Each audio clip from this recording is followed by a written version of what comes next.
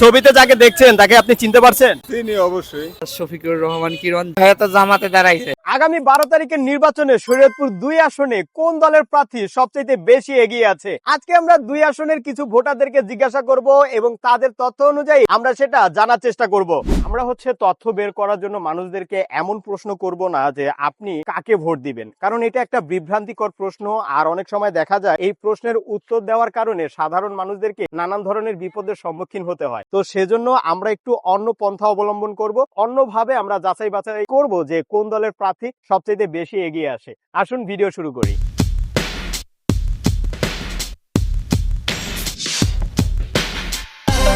আমার হাতে ছবিতে যে ব্যক্তিকে দেখছেন এই লোকটাকে আপনি চিনেন? এমনি তো ছবিতে দেখতেছি নি, আমি সরাসরি দেখিনি। না, সরাসরি না দেখছেন, এমনি চিনেন তো? হ্যাঁ। তার নাম কি? নাম তো আমি বলতে পারবো না। তাকে কিভাবে চিনেন? সে কে?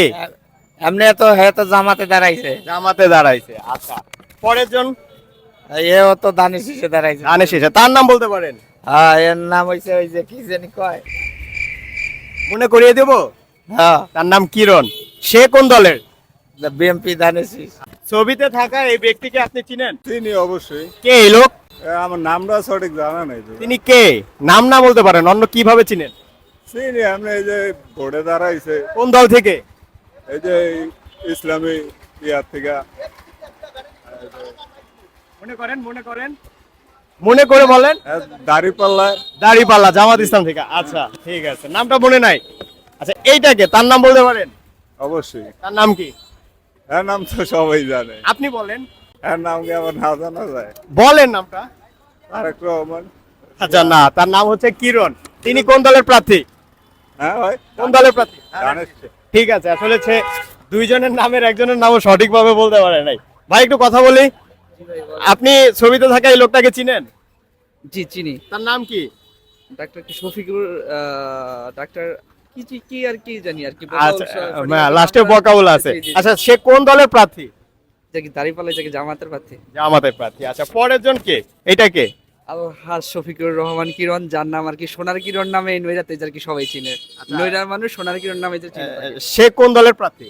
বিএনপির ধানের শীষের প্রার্থী। কি মনে হয় এবারে নির্বাচনে তার অবস্থান কি?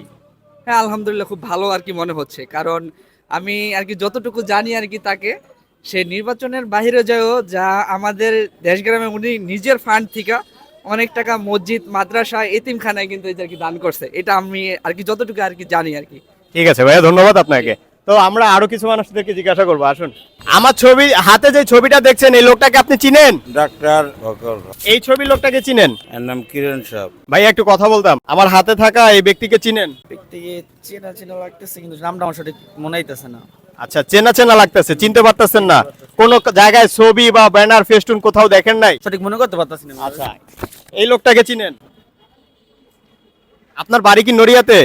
আমার বাড়ি কাজিরহাট। ও আচ্ছা, সেজন্য চিনতে পারছে না, কিন্তু এই দুইজন লোকের শরীয়তপুরের ম্যাক্সিমাম লোক এখন চিনে। হাতে যে ছবিটা দেখতেছেন এই লোকটাকে দেখেন তো, চিনেন কিনা আপনি? হ্যাঁ চিনি। সে কে? শফিকুল রহমান বকাউল। আচ্ছা, সে কি কোন দল থেকে নির্বাচন করছে? সে তো জামাত ইসলাম থেকে নির্বাচন করে। এবার তাকে চিনেন? হ্যাঁ চিনি। তার নাম? এর নাম তো শফিকুল রহমান কিরণ। সে কোন দল থেকে নির্বাচন করছে? সে নির্বাচন করে ধানের থেকে। তো দর্শক, আমরা কিছু র্যান্ডম মানুষকে জিজ্ঞাসা করেছি যে নাম এবং কোন দল থেকে নির্বাচন করছে। আমরা এমন কোনো প্রশ্ন করি নাই যে আপনি কাকে ভোট দিবেন, কারণ এটা একটা বিভ্রান্তিকর প্রশ্ন। আর এই প্রশ্নের উত্তর দিলে মানুষকে বিপদে পড়তে হয়, যেটা আমরা শুরুর দিকে বলেছিলাম। তো এখন আমরা যেটা করব, আপনাদের উপরে ছেড়ে দেব। আপনারা যারা এই ভিডিওটা দেখবেন অবশ্যই কমেন্টে বলবেন কোন দলের প্রার্থী এবারের নির্বাচনে এই আসনে এগিয়ে আছে।